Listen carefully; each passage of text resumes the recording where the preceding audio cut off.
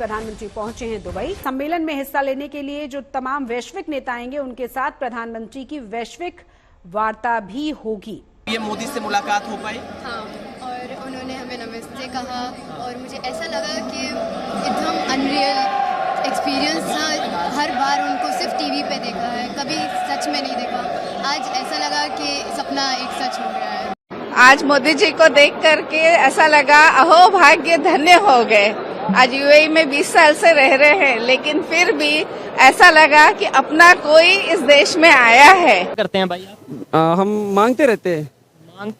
हमारे बड़े भी मांगते हैं। अच्छा, फिर टॉपिक भी मेरा यही है कि हमारे जो प्राइम मिनिस्टर हैं इस टाइम काकड़ साहब, वो जा रहे हैं यूएई में और वहाँ पे वो हेल्प के लिए जा रहे हैं कि पाकिस्तान की जो इस टाइम कंडीशन है थोड़ा बहुत हेल्प किया जाए। कि इंडिया के जो प्राइम मिनिस्टर हैं वो भी दुबई जा रहे हैं, लेकिन वो डिस्कस करने जा रहे हैं जो ग्लोबल इन्वायरमेंटल चेंजेस हैं उसके ऊपर बात करने जा रहे हैं। उनका जो विजिट है उसमें और हमारे विजिट में क्या फ़र्क होगा? ये कौम अपने पाँव पे खड़ी नहीं हो सकती क्या? आया कि एक छोटा सा बिजनेस आप शुरू करते हैं, स्टार्ट करते हैं, तो इंशाल्लाह आहिस्ता आहिस्ता वो बढ़ जाता है अगर नीयत बेहतर हो। नीयत अगर बेहतर हो। करप्शन, ये अपने जो करप्शन करते हैं हमारी जो जितने भी आला ओहदेदारान हैं, वो अगर मेरिट पे काम करें तो ये मुल्क क्यों नहीं आगे बढ़ सकता है। लेकिन मेरे ख्याल से ये बात मैं तो ये समझता हूँ कि हमारी जो करप्शन है ना, वो हमारे मुल्क को बहुत पीछे ले गई है। हमारे जितने भी प्राइम मिनिस्टर हैं या जितने भी पॉलिटिशियन हैं, उनके अगर पर्सनल बिजनेस देखें वो दिन ब दिन बेहतरी की तरफ, वो दिन ब दिन डेवलपमेंट की तरफ उनके बिजनेस जा रहे हैं। लेकिन पाकिस्तान की इकॉनमी की बात करें, दिन ब दिन डाउन हो रही है और हमें हेल्प लेने की जरूरत पड़ती है। अब तक पाकिस्तान सूदी कर्जे लेता रहेगा, ये लोगों से भीख मांगता रहेगा। करते हैं भाई आप? हम मांगते रहते हैं। हमारे बड़े भी मांगते हैं। यहाँ के दूसरे कंट्रीज के जो प्राइम मिनिस्टर हैं, जो लीडर्स हैं, वो जाते हैं ट्रेड की बात करते हैं, वो जाते हैं वहाँ पे जाके मतलब आपस में डील्स करते हैं। लेकिन हमारे प्राइम मिनिस्टर मोस्टली जहाँ पे भी जाते हैं वो यही कहते हैं कि हमारे हालात कुछ ऐसे हैं तो हेल्प की जाए। क्या कहेंगे इसमें? मैं तो एक कड़वा सच बताऊंगा आपको। वो ये है कि ना, ज्यादा देर तक अपने बाप से भी मांगो ना तो मुनकर हो जाते हैं। तो कब तक वो लोग हमें सपोर्ट करेंगे? अगर इंडिया से कंपेयर की जाए तो वो अपने आने वाले जनरेशन की ना ब्रॉटअप अच्छी तरह करते होते हैं। एजुकेशन हो गया, बेसिक जो जितनी भी चीज़ें होती है, तो जब वो अपने बच्चों पे या यंग जनरेशन पे वो लगा लेते हैं तो बाद में उनका आउटकम भी अच्छा आता होता है। हमारा सिस्टम देखे, अब एजुकेशन का सिस्टम देखे, हेल्थ का देखे, हम तो बचपन में तालीम से महरूम हो जाते हैं। तो बड़े होकर हमने क्या बनना होता है? सिर्फ बड़े ही हो जाते हैं बस। इकॉनमी जो है ना बहुत ज़्यादा ड्रॉप हो चुकी है। तो मैं कहता हूँ पाकिस्तान को जहाँ से भी कर्जा मिले, इवन के श्रीलंका भी दे रहा हूँ ना, हालांकि वो खुद बैंकरप्ट हो चुका है, पाकिस्तान जाएगा उसके पास। अच्छा, श्रीलंका भी दे जाएगा? श्रीलंका भी दे, वो जाएगा लाजमी। कब तक हम ये हेल्प लेके या मतलब इस तरीके से अपना गुजारा कर सकते? सर, शाहरुख खान का डायलॉग है, जब तक है जान तब तक हेल्प मांगेंगे, क्योंकि हमारा उसके बगैर गुजारा नहीं है। हमारे इधर कोई बिजनेस नहीं चलता है।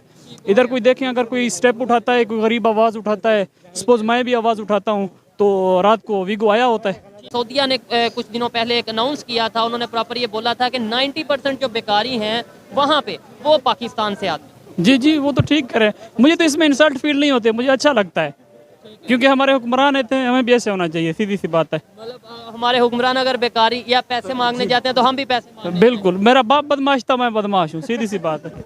उन्होंने हमें देख के अब तो बकारी का टाइटल दे दिया है ना, कि ये जब भी आते हैं मांगने आ जाते हैं। अच्छा, इंडिया ने तो हमें बहुत पीछे छोड़ दिया है। वो सिर्फ ट्रेड में नहीं, सिर्फ मेडिकल की फील्ड में नहीं है। आप तो डॉक्टर हैं क्या? वो हर फील्ड में बहुत आगे चले गए हमसे ना। हमें इन नाअहल लोगों ने ना इस हाल में पहुंचा दिया है, ठीक है, कि आज हम कटोरा लेके ना दर बदर धक्के खाते फिर रहे हैं। इंडियंस को जॉब प्रेफरेंस वहाँ पे ज्यादा है और उनको जॉब प्रेफरेंस कंट्री में, दुबई में। अब इंडिया के देखे ना, अभी उसने इजिप्ट का दौरा किया अभी पिछले दिनों में मोदी ने, तो मोदी जो है वो तो दोनों साइड में सही जा रहा है। उसने इजिप्ट एक इस्लामिक कंट्री है, उसने वहाँ इतने अच्छे अपने ताल्लुकात बनाए हैं। जहाँ वो ग्रीन पासपोर्ट देखते हैं ना, वो हमारी लाइन अलग लगा देते हैं, क्योंकि हमारा स्टेटस इस किस्म का हो चुका है कि ग्रीन पासपोर्ट को कोई लाइक नहीं करता। 4-4 हज़ार दिरहम के ऊपर वो एज ए असिस्टेंट रखते हैं, जबकि इंडियंस को प्रेफरेंस में 10-10, 12-12 हज़ार दिरहम पे रखते हैं। हम नेगेटिविज्म प्रमोट करते हैं, वो पॉजिटिविटी को प्रमोट करते हैं। वो बाहर जाते हैं बड़ी बड़ी पोस्ट के लिए, हम जाते हैं बस पाकिस्तान से निकलो। और इंडियन जो है वो बाहर जाते हैं बड़ी बड़ी पोस्ट के लिए, गूगल के सीईओ के लिए। सिंपल, मैं अगर सऊदीया चला जाऊँ ना, तो वहाँ पर जो है ना मेरी एक एक चीज की चेकिंग होगी, क्योंकि मैं पाकिस्तानी हूँ। जी हाँ, और अगर मैंने पैंट शर्ट पहनी है तो इस तरह चेकिंग नहीं होगी। ये स्टैंडर्ड है। वो इंडियंस है, वो बांग्लादेशी भी पहनते हैं, इंडियंस भी पहनते हैं। सऊदी ने कहा कि अपने भिखारी अपने पास रखो, पाकिस्तान को कहा कि अपने भिखारी अपने मुल्क में रखो, यहाँ आके हड़म में मांगना शुरू कर देते हैं। तो सर हम ऐसी हरकतें क्यों करते हैं? ये भी एक बात है, बैगर सिस्टम जो है ना सबसे ज्यादा पाकिस्तानी इंक्रीज करते हैं वहाँ पे जाके। और जेल बड़े हुए वहाँ की। हाँ जी, ये जो मुल्ले हैं ना, ये हमारे सबसे बड़े दुश्मन हैं। जो ये मुल्ले हैं जिन्होंने हमें ये सिखाया है, हमारी यूथ को ये सिखाया है कि जो गैर मुस्लिम है, खासतौर पे जो हिंदू भाई हमारे या ईसाई भाई जितने हैं, वो आपके दुश्मन हैं। तो ये जिस मुल्ला ने आपको ये बात सिखाई है ना, मैं अपनी यूथ को कहता हूँ वो सबसे बड़ा आपका दुश्मन है। उस इंसान से दूर रहें जो आपको ये बात सिखाता है। देखें, हिंदू है, चाहे वो ईसाई है, चाहे वो मुस्लिम है, अगर वो अपनी फील्ड का एक्सपर्ट है तो उसकी हम रिस्पेक्ट करेंगे। उन्होंने हमें शुरू से यही सिखाया है कि हर जगह पे मुसलमान ठीक रह रहे हैं, सिर्फ इंडिया के अंदर मुसलमानों पे जुल्म हो रहा है, बाकी हर जगह मुसलमान जो है दूध और शहद की नहरें बह रही हैं, यशी कर रहे हैं। इनकी भी बात करते हैं क्योंकि वहाँ पे भी हमारा एक ऐसा जिसे हम दुश्मन समझते हैं। वो तो एक डिस्प्यूटेड मसला है ना। अगर आपने मुसलमानों के हुकूक की बात करनी है, फिर आप चाइना के अंदर भी करें, ठीक है, फिर आप रोहिंग्या के अंदर भी करें, फिर जिधर भी होगा, क्योंकि एक मुल्क के अंदर बहुत सारे मजहब रहते हैं और उन सबका किरदार होता है उस मुल्क की तरक्की के अंदर। और जिसके अंदर हमें इंडिया के अंदर वो चीज़ें नजर भी आ रही हैं, ठीक है, वहाँ पे ऊपर आप देखें उनकी इंडियन टीम के अंदर कितने मुस्लिम्स हैं जो खेल चुके हुए हैं। इरफान पठान देख लें, यूसुफ पठान देख लें, मोहम्मद शामी देख लें, जहीर खान देख लें, मोहम्मद कैफ देख लें, मोहम्मद सिराज, ठीक है, मोहम्मद सिराज देख लें। इंडिया के अंदर बहुत सारे कल्चर्स हैं, बहुत सारी जुबानें हैं, बहुत सारे मजाहिब हैं, उन सबको मेरे ख्याल इकट्ठा रखना यही बहुत बड़ी अचीवमेंट होती है। अब पाकिस्तान के अंदर 90% से ज़्यादा मुस्लिम्स हैं, लेकिन जहाँ पे हम इकट्ठा नहीं रख पा रहे, वहाँ तो हर 10-15 किलोमीटर बाद, 20 किलोमीटर बाद मजहब भी चेंज होता है, जुबान भी। मजहब तो हर जगह पे मजहब के लोग मौजूद होते हैं, लेकिन जो उनको कैरी करना और फिर उसके बाद उसको एक अच्छी सिचुएशन में फिट करना, ये बड़ा मुश्किल काम होता है मैनेज करने के लिए। आप हमारे यहाँ देख लें, हमारे यहाँ मुस्लिम जो है वो अक्सरियत के अंदर है, लेकिन उसके बावजूद यहाँ पे जो हमारे मजहबी बुनियादों के ऊपर बहुत सारे मसाइल हैं। सबसे पहले तो जो नरेंद्र मोदी है, उनका अपनी नेशन के लिए तो वो बहुत अच्छा आदमी साबित हुआ है, क्योंकि इसके दौर के अंदर उसने बहुत तरक्की किया इंडिया ने।